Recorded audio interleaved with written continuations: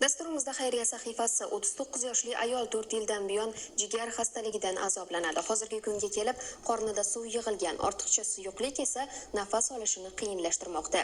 Shifokorlar tavsiyasiga ko'ra bemorga jigar ko'chirib o'tkazish amaliyoti zarur, biroq 30 ming AQSh dollari miqdoridagi mablag'ni yig'ishning imkoni bo'lmayapti.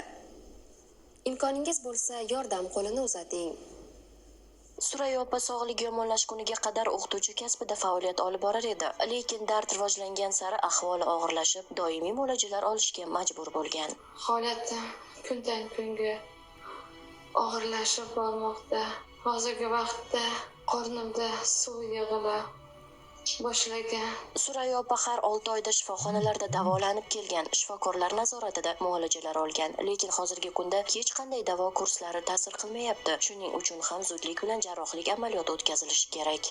Voyaga yetmagan yosh farzandlarim bor. Ular hali ona mehriga to'yishmagan.